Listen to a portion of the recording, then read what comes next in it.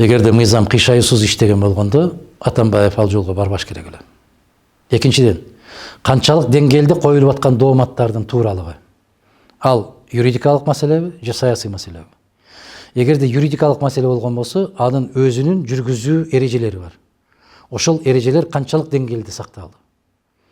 Эгер саясий өңүттөн болгон болсо, анда бул башка түскө ээ болот. Бул жерде экөө тең бар. Саясий дагы, анан укуктук дагы.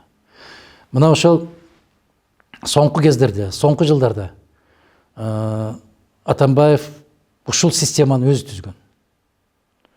Адам туурабы, туура эмеспи, биринчи камап коюп, анан кийин актанып алгыла деген окуя болуп кеткен. Ошол мезгилде генералдык башкы прокуратура эң негизги күч болуп берген. Бүгүн ошол прокуратура өзү жоопкерчилик тартып атат.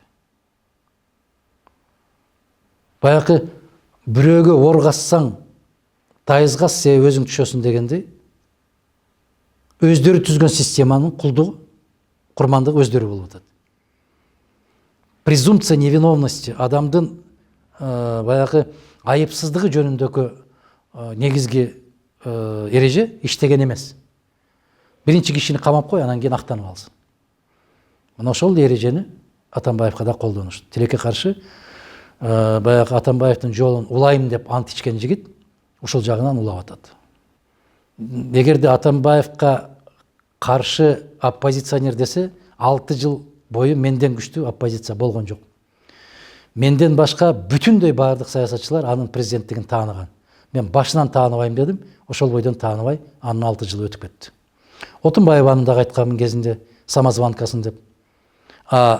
6 жыл өткөндөн кийин Атамбаев аны Ала Тоо аянтында айтты. Эсиңизде. Мен кезинде Атамбаевди кыргыз эли шайлаган жок, аны Корейдин кара жашыгы шайлаган деп айткам. Мен ошол позициямда, ошол пикиримде 6 жыл бою туруктуу турдум. Кеп кишини каралаганда адилеттүү каралаш керек. Кишини мактап көкөлөткөндө дагы адилеттүү мактап көкөлөтүш керек. Эгерде Атамбаевди камап, аны барып 3000 аскерди жиберип, куралчан жигиттерди жиберип, ортосунда өлүм чыгып, чыгаша болуп аткан болсо, буга күчүндө турган бийлик сөзсүз жоопкерчилигин тартыш керек. Сөзсүз түрдө тартат. Демек, уюштуруучулук мүмкүнчүлүгү жок. Демек, Атамбаев өзү бийликти колуна тапшырып берген бийликке өзү ишенбейт. Атамбаев айтты го, мен бүгүнкү бийликке ишенбейм. Ал бийликти ким алып келди?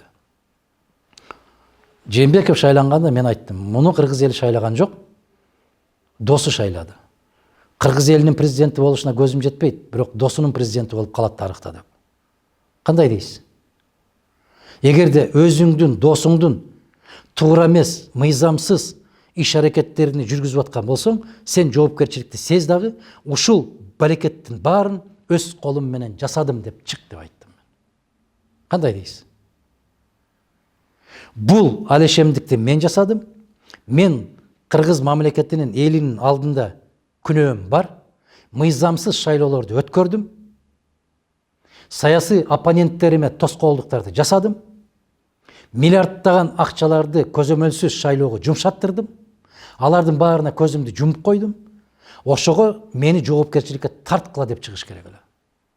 Мына ошондо баатырдык кадам болмок. Анан мен бүгүнкү бийликке ишенбейм деп, эгер чакырса чыкпай коюп, туура эмес бир үлгү көрсөтүп жатып алгандыгы жагынан туура эмес.